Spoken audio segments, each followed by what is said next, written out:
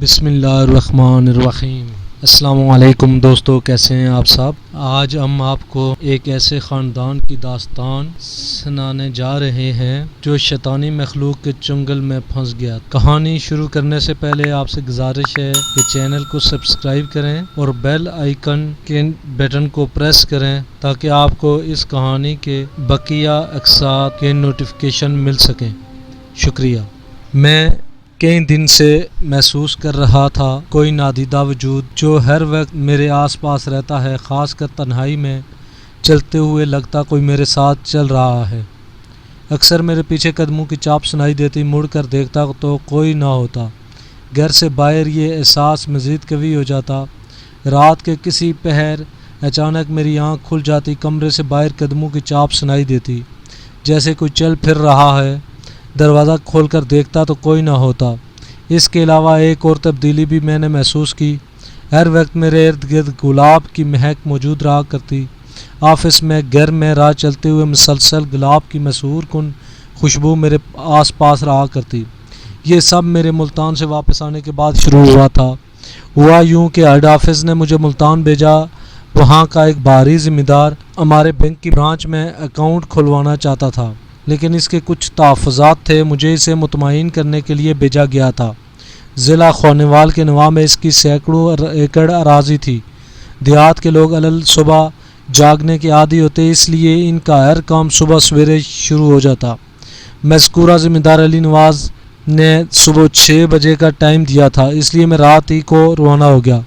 بس فراٹے برتی جا رہی تھی۔ آدھی رات کا وقت تھا، تقریباً سارے مسافر سو رہے تھے، کئی تو باقاعدہ خراٹے نشر کر رہے تھے۔ میری سیٹ ڈرائیور کے بالکل پیچھے تھی۔ دوران سفر مجھے نیند نہیں آتی، لیکن نہ جانے اس دن کیسے مجھ پر غنودگی چھا گئی۔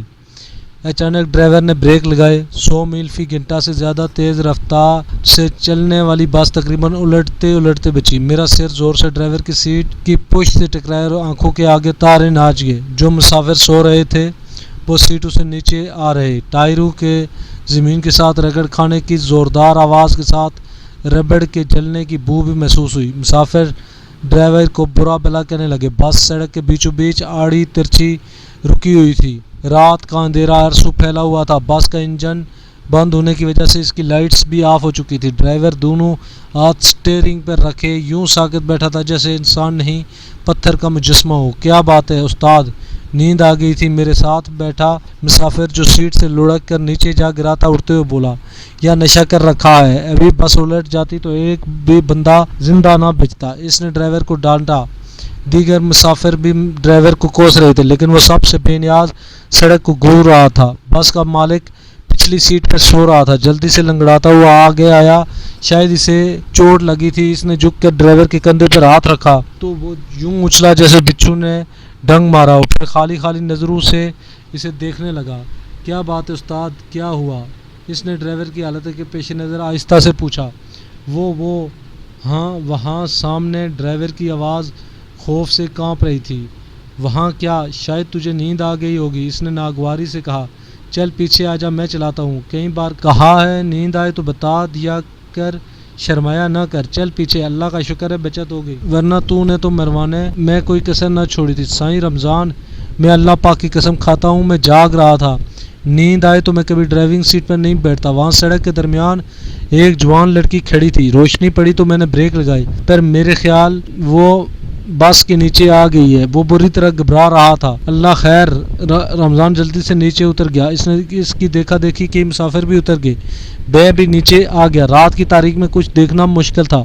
سڑک کی دونوں طرف شاید کھیت تھے، کچھ دور تک کسی عمارت کا ہیولا تک نظر نہ آ رہا تھا۔ اچانک مجھے گلاب کی خوشبو محسوس ہوئی۔ میرا وجود جیسے معطر ہو گیا۔ شاید قریب ہی گلاب کے پودوں کا فارم ہوگا۔ میرے دل میں خیال آیا، رمضان بس سے ٹار نکال لایا اور اس کی روشنی سڑک پر ڈال رہا تھا۔ وہ تھوڑی دور چل کر گیا، پھر واپس آ گیا۔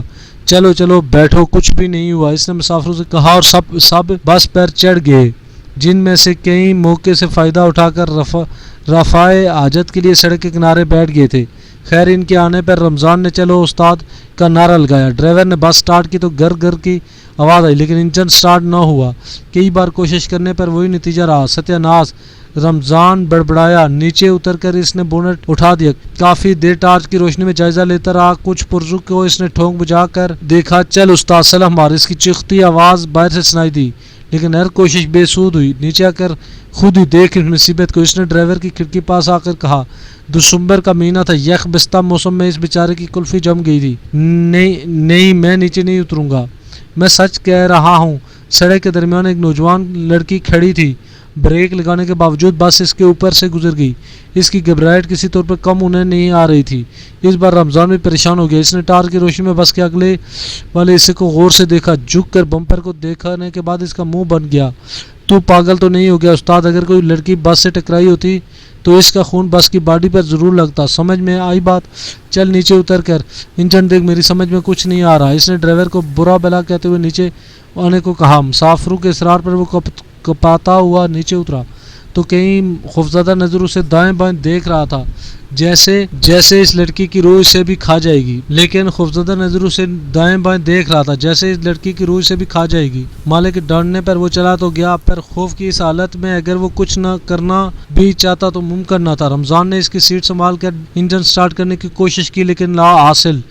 مسافر بھی پریشان ہو گیا، آدھی رات کا وقت تھا، ویران سڑک، کچھ بھی ہو سکتا تھا، خاص کر وہ مسافر جن کے ساتھ خواتین تھی بری طرح ڈر رہے تھے۔ اچانک بجلی زور سے چمکی اور ایک لمحے کے لیے آنکھوں کو خیرہ کر گئی، اس کے ساتھ ہی موسلا دھار بارش شروع ہو گئی، مصیبت پر مصیبت۔ رمضان بڑبڑایا، ڈرائیور جلدی سے بھاگتا ہوا اندر آیا اور ڈرائیونگ سیٹ کے پاس سٹول نما سیٹ پر بیٹھ گیا۔ کھڑکی دروازے بند ہونے کے باوجود یخ بستہ ہوا نے کپ کپا کر رکھ دیا۔ بس خاصی نئی اور آرام دہ تھی، انجن کی خرابی سمے سے باہر تھی، شاید ڈیڈ بریک لگانے کی وجہ سے کوئی تار وغیرہ اکھڑ گئی تھی۔ میں نے جیب سے سگریٹ نکال کر سلگایا، جس سے سردی کا احساس کچھ کم ہو گیا۔ بجلی کی کڑک سے کانوں کے پردے پھٹتے محسوس ہو رہے تھے۔ وہ دیکھو سامنے، اچانک ڈرائیور زور سے چلایا، سب چونک گیا۔ وہ انگلی سے سامنے سڑک کی طرف اشارہ کر رہا تھا۔ کیا ہے سامنے؟ کیا پاگل ہو گیا ہے؟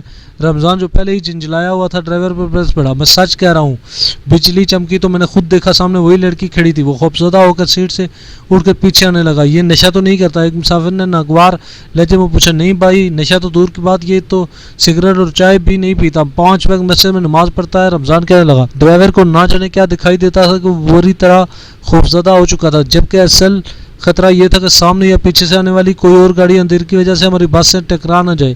میں نے اس کا اظہار رمضان سے کیا تو وہ ٹارچ جلا کر پیچھے بس کی پچھلی سیٹ پر اس طرح رکھ آیا، اس کا رخ باہر کی طرف۔ پیچھے کا مسئلہ تو حل ہو گیا، پر سامنے سے ٹکرانے کا خدشہ ابھی بھی موجود تھا۔